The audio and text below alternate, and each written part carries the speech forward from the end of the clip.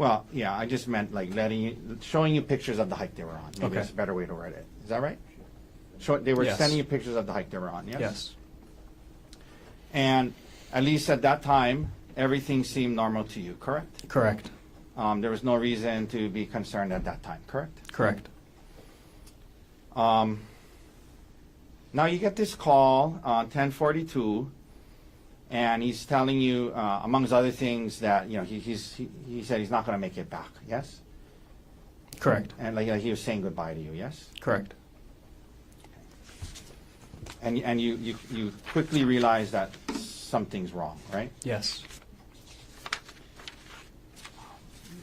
You don't know exactly what's going on, but he's also telling you that he's going to jump and commit suicide, correct? Correct. And from what he was, saying, and from what and acting, the way what you could gather, you could tell that there was a lot going on in his head. Yes.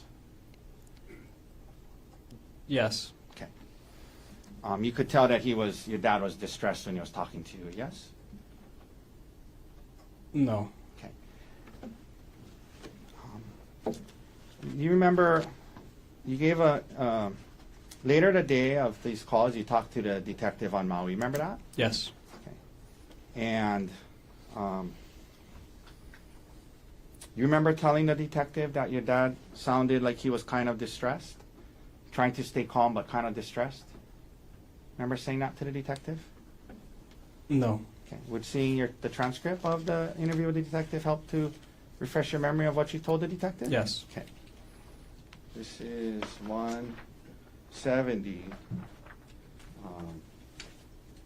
page 4. Okay. May I approach, Your Honor? Yes.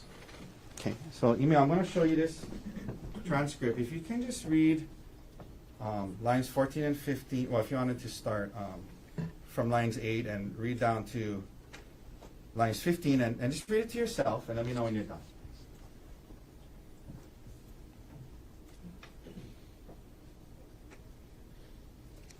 Okay. You remember saying that to the detective? Yes. Okay. But as you sit here today, you don't have a recollection of him sounding distressed, is that right?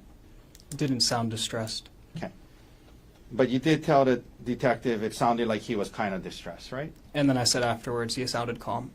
Yeah, you said it sounded like he was kind of distressed, but trying to stay calm. And he did sound calm. That's what you said, right? Correct. Kind of distressed, but trying to stay calm, right? Yes. Is that right? Okay. Now, he's talking to you, sounds kind of distressed, trying to stay calm. And you said also at some point, said something about he seemed like he was at the end of his rope. Is that right? Yes. Okay. That is what he said.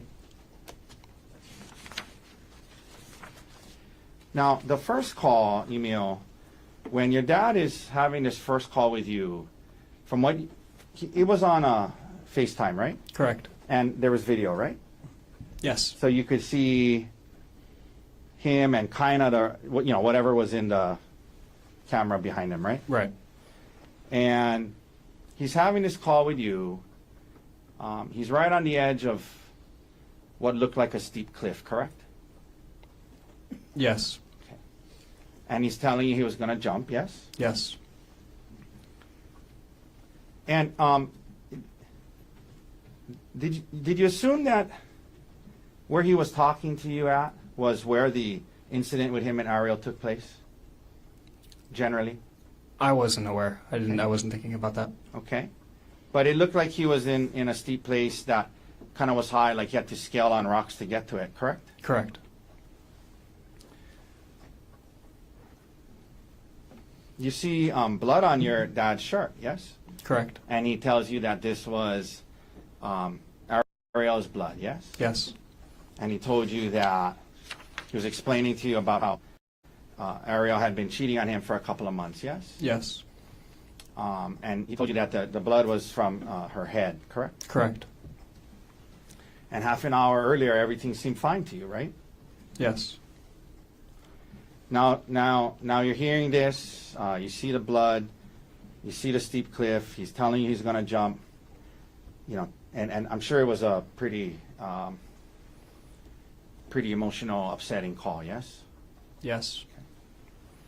And it was also a little confusing to you. You're trying to kind of piece together and make sense of what happened, correct? Yes.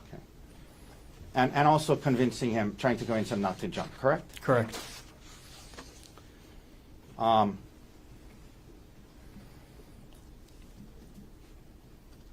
This was on FaceTime, and so it was on speakerphone, correct?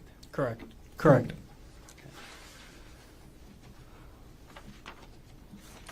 After the first call, you then go to Judy and Pete's house, yes? Yes. And that's Arielle's parents' house, yes? Yes. But you call them your grandparents, correct? Yes.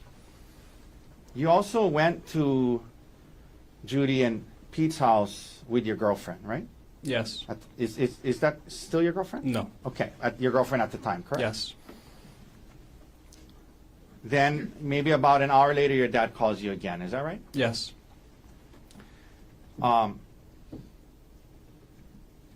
And you guys are talking, and he tells you, he brought it up and asked, and you said, yeah, I told Judy and Pete, and then he starts saying, okay, I'm gonna jump then, or something like that. Is that right? Yes. And then he said he needed to go so the police wouldn't find him, right? Yes. Okay, so I mean, he was telling you he wanted to jump and kill himself, and he wanted to go so the police wouldn't find him. That's what he was saying, yeah? Yes. Okay. And, after these understandably difficult and emotional calls, later that day, the detectives from Maui contact you, correct? Yes. And at least according to it was the interview started at 2:27 p.m., correct? Would seeing the transcript help you remember that? It would. Okay. May I approach, Your Honor? Yes. Okay.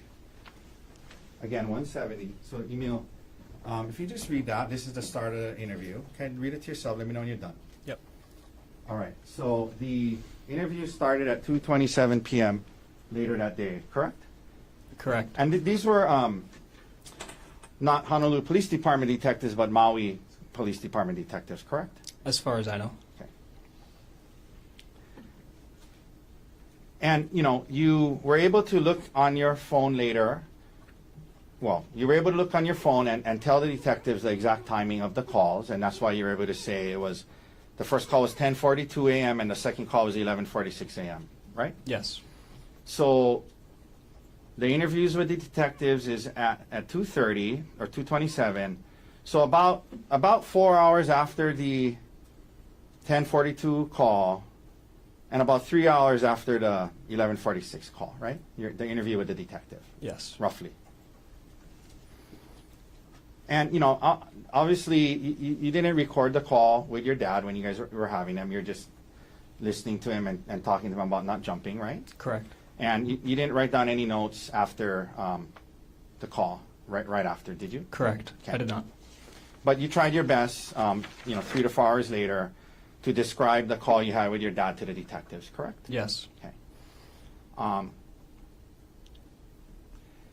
And, today, for example, you were asked by Mr. Gardner, after he was talking to you about jumping, you were asked, what did you say back to him? And I think you said, I don't remember what I said right after that. You remember saying that just a little while ago? Yes. Okay. So as you see there today, there's parts of the exact wording and timing of what was said that you don't quite remember exactly verbatim, word for word, correct? Yes. And for example, you were asked by Mr. Gardner about what he said after a certain point. And there are things that you don't recall exactly what your dad said after certain parts of the conversation, right? Yeah. Okay.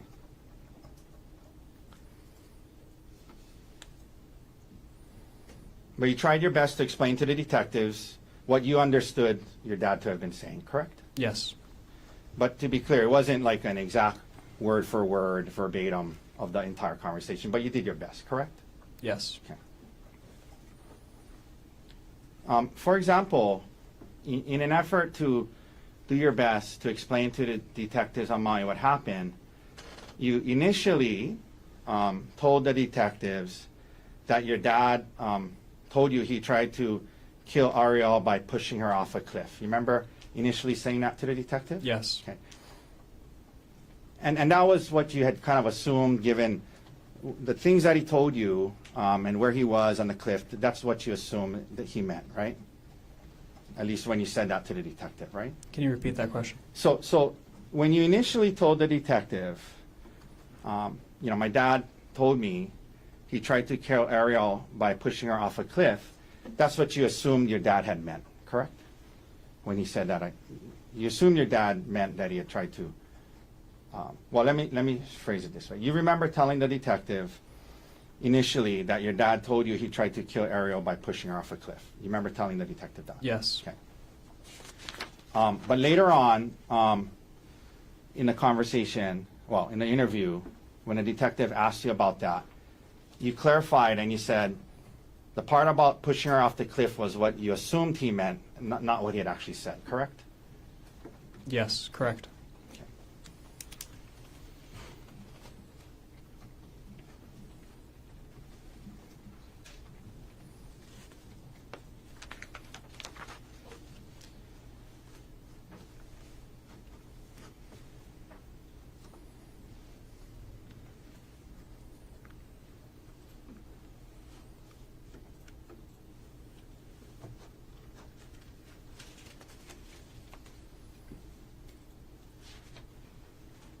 And then when the prosecutor asked you questions about it, you said at some point he said something about she got away, right? Or something like that? Yes. Okay.